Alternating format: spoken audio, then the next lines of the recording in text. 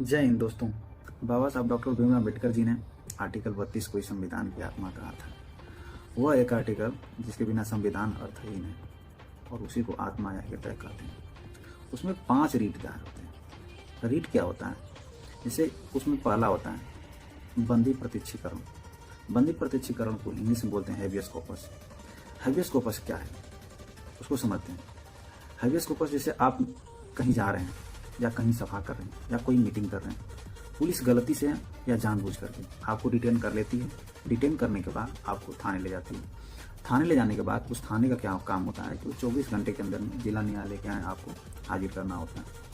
जिला न्यायालय के यहाँ 24 घंटे के अंदर में अगर वो हाजिर नहीं करती है तो आपका कोई रिलेटिव हो या कोई घर का हो, वो सुप्रीम कोर्ट में आर्टिकल 32 का यूज करके वो याचिका दायर कर सकता है।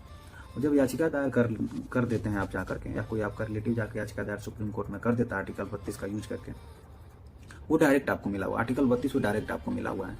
वो आपकी कोई नहीं पूछता, कोई भी संस्था हो, स्टेट गवर्नमेंट की या हो सेंट्रल गवर्नमेंट की संस्था, कोई भी हो, अगर कोई आपको गलत तरीके से यूज करता है या आपके मौलिक अधिकार को छीनता है या कोई आपको व्यक्तिगत आज़ादी छीनता है तो आप जा सकते हैं सुप्रीम कोर्ट में। और सुप्रीम कोर्ट में जाकर के हैबियस कॉर्पस जो बंदी प्रत्यक्षीकरण होता है उसको आप जाकर के याचिका दायर कर सकते हैं। और पुलिस डिटेन करते 24 घंटे के अंदर यदि आपको नहीं ले जाती है तो आपके कोई रिलेटिव या कोई जाकर वहाँ जा सकता है। सुप्रीम कोर्ट में 2 जजों की बेंच सुनवाई करती है हैबियस कॉर्पस की।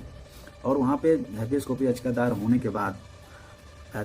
के बाद वहाँ से सुप्रीम कोर्ट के जो होते हैं वकील या वहाँ के रजिस्ट्रार होते हैं जो एक नोटिस जारी करते हैं थाना प्रभारी को कि वहाँ के जिला मजिस्ट्रेट को यहाँ वेरिफिकेशन देना होता है। वेरिफिकेशन देने के बाद एक रजिस्ट्रार से फिर नोटिस जारी होता है और वो नोटिस जारी में उसको बोलते हैं सो कोड, यानी कि कारण बताओ कि उस आदमी को क्यों डिटेन किया है। वो कारण वो थाना प्रभारी स्पष्टीकरण देता है किसको? सुप्रीम कोर्ट को।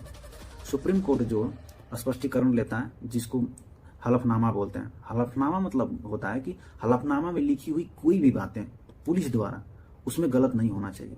अगर वो गलत हो जाती है तो उसकी जितनी जिम्मेदारी होगी उस पुलिस की होगी, उसको अगर उसमें कोई हलफनामा में कोई भी बातें गलत लिखी गई होती है तो लापरवाही का मुकदमा भी चलाया जाता है सुप्रीम कोर्ट में। सुप्रीम कोर्ट में लापरवाही का मुकदमा चलाया जाता है। व्यक्तिगत स्वतंत्रता के लिए ये सबसे जरूरी रीट है हैबियस कॉर्पस।